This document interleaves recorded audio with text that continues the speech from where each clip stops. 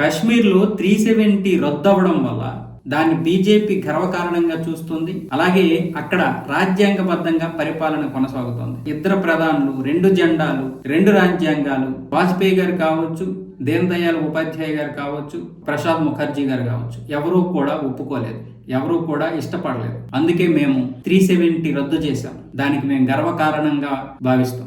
BJP, నేను అందరము గర్వకారణంగా భావిస్తున్నాం. కశ్మీర్లో కూడా శాంతి సౌభ్రాతృత్వం నెలకొంది. అలాగే ఈరోజు వేరే దేశం వాళ్ళు మాది అని అనుకుంటున్నటువంటి ప్రాంతం కూడా ఈరోజు భారతదేశంలో స్వేచ్ఛగా కలిసిపోయింది.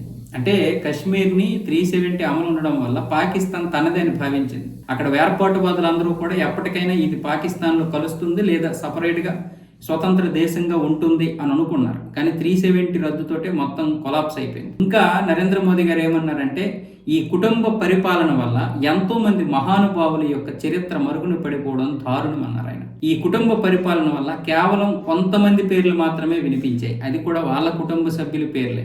అంటే నెహ్రూ, ఇందిరాగాంధీ, రాజీవ్ గాంధీ పేర్లే తప్ప గొప్ప గొప్ప మహానుభావులైనటువంటి సుభాష్ చంద్రబోస్ పేరేది, అంబేద్కర్ గారి పేరేది, ఇంకా గొప్ప గొప్ప వాళ్ళ పేర్లు కనిపించకుండా పోయే. ఇది మహాదారుణం. ఈ కుటుంబ పరిపాలన నుంచి మనం బయటపడాలంటూ నరేంద్ర మోదీ గారు అయితే నిన్న లక్నోలోని, ఉత్తరప్రదేశ్ రాష్ట్రంలో లక్నో ఉంది కదా, అక్కడ ఏర్పాటు చేసినటువంటి ఆ సమావేశంలో మాట్లాడారు. 66 ఎకరాల్లో 230 కోట్ల రూపాయలతో మొత్తం వాజ్పేయి గారిది, శ్యామాప్రసాద్ ముఖర్జీ, దీన్ దయాళ్ ఉపాధ్యాయ వీళ్ళవి 65 అడుగుల ఎత్తైనటువంటి విగ్రహాలని ఏర్పాటు చేశారు. దాంతో పాటు మ్యూజియం, అలాగే మన చరిత్రకి సంబంధించినంత వరకు మ్యూజియాలు ఇవన్నీ ఏర్పాటు చేసి ప్రజలకైతే ఆ పార్క్ ని అందుబాటులోకి తీసుకొచ్చారు. అక్కడ ఉన్నటువంటి ప్రజలందరూ కూడా ఆ పార్క్ లో చాలా వరకు సేద తీరొచ్చు. అది ఒక చరిత్ర కూడా చెబుతుంది. 370 రద్దు అవ్వడం అనేదే నిజంగా ఒక పెద్ద చరిత్ర, ఎప్పటికీ కూడా మర్చిపోలేనటువంటి చరిత్ర. ఎందుకంటే 370 అమల్లో ఉన్నంత వరకు కూడా కశ్మీర్ ఎప్పటికీ భారత్ లో భాగం కాదు అనే భావమే ఉండేది.